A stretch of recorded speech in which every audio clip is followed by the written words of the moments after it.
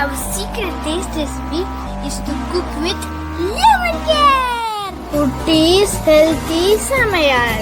Hello friends, welcome to Kutti's Healthy Samayal. Be positive, be healthy. நம்ம சேனலை subscribe பண்ணாதவங்க subscribe பண்ணிவிட்டு பக்கத்தில் இருக்க பெல் பட்டனை கிளிக் பண்ணிக்கோங்க. ஆல் ஆப்ஷனை கிளிக் பண்ணுங்கள். அப்போ தான் நாங்கள் போடுற எல்லா வீடியோஸோட நோட்டிஃபிகேஷன்ஸ் உங்களுக்கு வரும். இது வரைக்கும் சப்ஸ்கிரைப் பண்ண எல்லாருக்கும் தேங்க்யூ ஸோ மச். நாம் இன்றைக்கி ரொம்ப டேஸ்டியான சூப்பரான சிம்பிளான பிரிஞ்சி ரைஸ் தான் செய்ய போகிறோம். இது வெஜிடபிள் இல்லாமல் மீல் மேக்கர் வச்சு செய்ய போகிறோம். மார்னிங் டைமில் சட்டுன்னு செய்யக்கூடிய லன்ச் ரெசிபி தான்.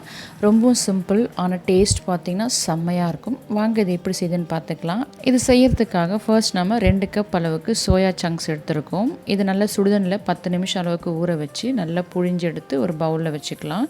அது இருக்கட்டும். இது தாளிக்கிறதுக்காக ஒரு குக்கர் வச்சு தேவையான அளவுக்கு எண்ணெய் ஆட் பண்ணிக்கலாம். எண்ணெய் சூடான பிறகு கொஞ்சமாக ஸ்பைசஸ் ஆட் பண்ணிக்கிறேன். என்னெல்லாம் ஸ்பைசஸ் அவைலபிளோ அது எல்லாமே நீங்கள் ஆட் பண்ணிக்கலாம். மசாலா பொருட்கள் நல்லா சூடான பிறகு இதுக்காக 2 பெரிய சைஸ் வெங்காயம் நீளமாக கட் பண்ணி வச்சுருக்கோம். அது கூடவே ஒரு பச்சை மிளகாயும் கீரி ஆட் பண்ணிக்கலாம். இது நல்லா வதங்கி வரணும். இது வதங்கி வர்றதுக்காக இது கூட தேவையான அளவுக்கு உப்பு ஆட் பண்ணி வதக்கி விட்டுக்கலாம். நமக்கு நல்ல கலர் சேஞ்ச் ஆகி வதங்கி வரணும், அந்த அளவுக்கு வதக்கி விட்டுக்கலாம். இப்போ வெங்காயம் நல்லா வதங்கி வந்திருக்கு. இந்த ஸ்டேஜில் 2 தக்காளி நீளமாக கட் பண்ணி ஆட் பண்ணிக்கிறேன். தக்காளி நல்லா மேஷ் ஆகி நமக்கு வதங்கி வரணும். மீடியம் ஃப்ளேமில் வச்சு வதக்கி விட்டுக்கலாம். தக்காளி வதங்கும் போது இது கூடவே கொஞ்சமாக கொத்தமல்லி ஆட் பண்ணிக்கிறேன். ஆட் பண்ணி நல்லா நம்ம வதக்கி விட்டுக்கலாம். இது வதங்கி வரட்டும். அதுக்குள்ள நம்ம ஒரு பேஸ்ட் ரெடி பண்ணிக்கலாம். ஒரு மிக்ஸி ஜாரில் ஒரு சின்ன சைஸ் வெங்காயமும் அது கூடவே 12 பல் பூண்டும் கொஞ்சமாக இஞ்சியும் ஆட் பண்ணிக்கலாம். அது கூட அரை கைப்பிடி அளவுக்கு கொத்தமல்லியும் புதினாவும் சேர்த்து நம்ம ஆட் பண்ணிக்க போகிறோம். இப்போ நல்லா ஒரு பேஸ்ட்டாக அரைச்சி எடுத்துக்கலாம். புதினாவும் கொத்தமல்லியும் ஒரு ஃப்ளேவருக்காக தான் நம்ம அரைச்சி ஆட் பண்ணுறோம். கலரிங்கும் நல்லாயிருக்கும். ரொம்ப ஆட் பண்ண வேணாம், ரெண்டுமே சேர்த்து அரை கைப்பிடி அளவுக்கு இருந்தால் போதும். பாருங்கள், இந்த அளவுக்கு அரைச்சாச்சு. இது இருக்கட்டும். இப்போ நம்ம தக்காளி வதங்கிடுச்சான்னு பார்க்கலாம். நம்மளோட தக்காளி நல்லா வதங்கி வந்திருக்கு. இந்த ஸ்டேஜில் அரைச்சி வச்சுருக்க பேஸ்ட் ஆட் பண்ணி நல்லா வதக்கி விட்டுக்கலாம். பச்சை வாசனை போகிற அளவுக்கு வதக்கி விட்டுக்கலாம். இப்படி பேஸ்ட் அரைச்சி ஆட் பண்ணும்போது ஒரு ஃப்ளேவர் நல்லாயிருக்கும். கலரிங்கும் நமக்கு நல்லா டார்க் கலராக கொடுக்கும்.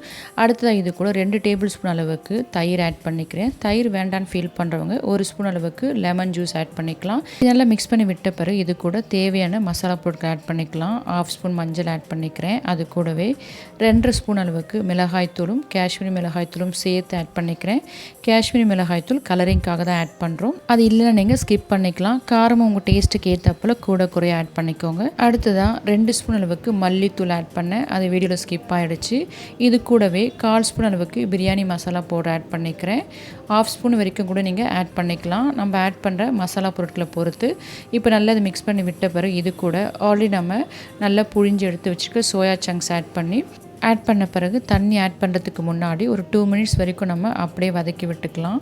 இப்படி வதக்கும் போதே மசாலா நல்லா அதில் இறங்கி டேஸ்ட் ரொம்ப நல்லாயிருக்கும். அடுத்து அது கூட 1 கப் அளவுக்கு தண்ணி ஆட் பண்ணிக்கிறேன். அது கூடவே ஒரு 1/4 கப் அளவுக்கு தேங்காய் பால் ஆட் பண்ணிக்கிறேன். தேங்காய் பால் ரொம்ப டேஸ்டியாக இருக்கும். ஸோ கண்டிப்பாக அதை ஆட் பண்ணுங்கள்.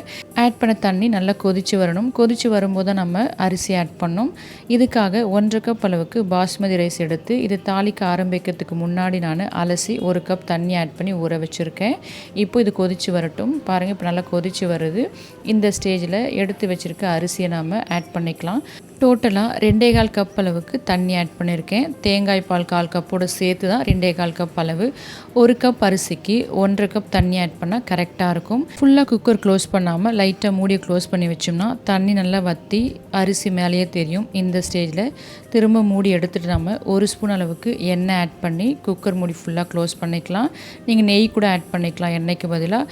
இப்போ குக்கர் மூடி க்ளோஸ் பண்ணி வெயிட் போட்டுக்கலாம். வெயிட் போட்ட பிறகு லோ ஃப்ளேமில் 7 மினிட்ஸ் வரைக்கும் நீங்கள் வேக வச்சா நமக்கு கரெக்டான பதத்துக்கு வெந்து வந்துடும். அடுத்ததாக ஒரு 10 நிமிஷம் உங்களுக்கு டைம் இருந்தால் தம் போட்டு அதுக்கப்புறம் நீங்கள் ஓப்பன் பண்ணிங்கன்னா டேஸ்டியான பிரிஞ்சி ரைஸ் ரெடி ஆகிடும். சர்வ் பண்ணுறதுக்கு முன்னாடி கொத்தமல்லி ஆட் பண்ணி நல்லா மிக்ஸ் பண்ணி சர்வ் பண்ணோம்னா டேஸ்ட்டும் ஃப்ளேவரும் சூப்பராக இருக்கும். இது போல் வெஜிடபிள் இல்லாமல் வெறும் சோயா சங்க்ஸ் மட்டும் வச்சு பிரிஞ்சி ரைஸ் செஞ்சு கொடுங்க. டேஸ்ட்டு செம்மையாக இருக்கும். மார்னிங் டைமில் ஸ்கூல் ஆஃபீஸ்க்கு நம்ம லஞ்ச் பேக் பண்ணும்போது இது போல் செஞ்சோம்னா நமக்கு டைமும் சேவ் ஆகும், டேஸ்ட்டும் செம்மையாக இருக்கும். இதுக்கு ஜஸ்ட் ஆனியன் ரைத்தாவே சூப்பர் காம்பினேஷனாக இருக்கும். இது கூட பாயில்டு எக் கூட நல்லாயிருக்கும். இது போல் செஞ்சு கொடுத்திங்கன்னா பிள்ளைங்க மீதம் வைக்காமல் சாப்பிட்டு வருவாங்க. அந்தளவுக்கு டேஸ்ட்டு செமையாக இருக்கும். எப்பொழுதுமே நம்ம சமையல் சூப்பர் சுவைக்கு just cook with love and care. நீங்களும் இது போல் செஞ்சு பாருங்கள். செஞ்சு பார்த்து உங்கள் டேஸ்ட்டு உங்கள் எக்ஸ்பீரியன்ஸ் எங்களுக்கு கமெண்ட் பண்ணுங்கள். மறக்காமல் லைக் பண்ணுங்கள். ஃப்ரெண்ட்ஸ் அண்ட் ஃபேமிலிக்கு ஷேர் பண்ணுங்கள். தொடர்ந்து சப்போர்ட் பண்ணுங்கள். தேங்க்யூ.